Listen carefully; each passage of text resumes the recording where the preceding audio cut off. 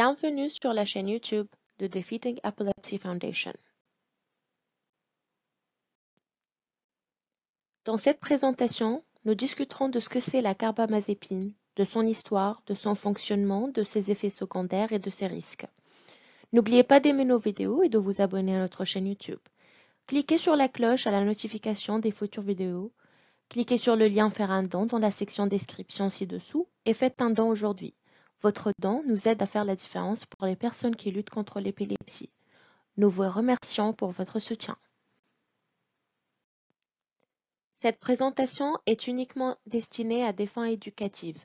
Si vous avez des questions concernant vos médicaments actuels, des changements ou tout autre niveau de traitement, veuillez contacter votre médecin pour obtenir des conseils médicaux. Defeating Epilepsy Foundation ne fournit que des ressources éducatives et ne donne aucun conseil médical en matière de médicaments ou de traitements. Selon Mayo Clinic, la carbamazépine peut être utilisée pour contrôler les crises d'épilepsie. La carbamazépine peut également être utilisée comme stabilisateur de l'humeur et pour gérer la douleur. La carbamazépine est classée dans la catégorie des anticonvulsivants. La carbamazépine est également connue sous les noms suivants: Carbatrol, Epitol, Eketro, Tegretol et Tegretol XR. La carbamazépine a été découverte par le chimiste Walter Schindler en Suisse en 1953. La carbamazépine a d'abord été commercialisée pour traiter la névralgie du trijumeau en 1962, puis comme anticonvulsivant au Royaume-Uni en 1965. La carbamazépine est approuvée par la FDA aux États-Unis depuis 1968. Des affections telles que l'épilepsie, le trouble bipolaire, la névralgie du trijumeau, le TDAH, la schizophrénie, le membre fantôme, le syndrome douloureux régional complexe, le trouble borderline et le trouble de stress post-traumatique peuvent être traités à l'aide de la carbamazépine. Selon PubChem, la carbamazépine traite les crises d'épilepsie et les symptômes de la névralgie du trijumeau en inhibant les canaux sodiques.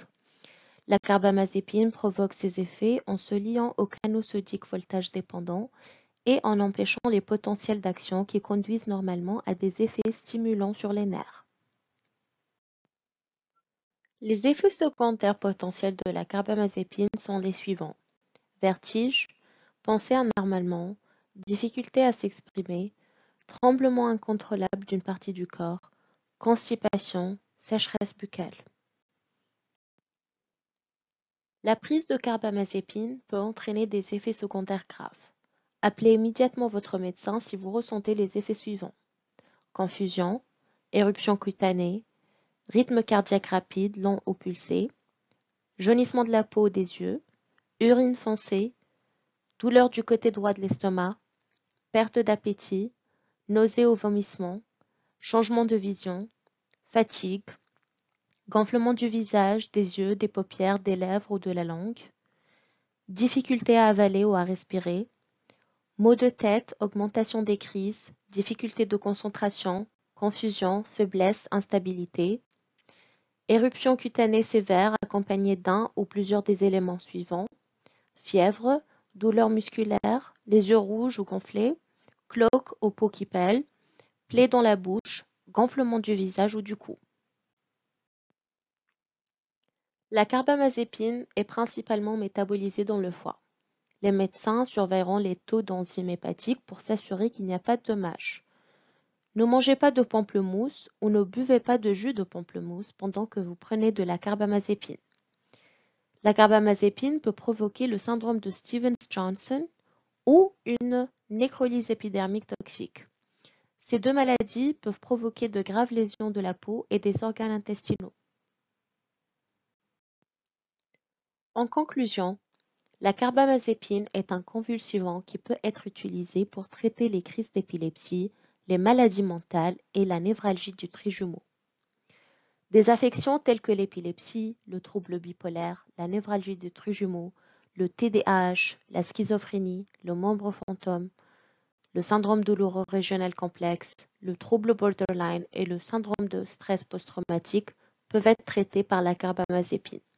Consultez votre médecin avant de modifier votre plan de traitement.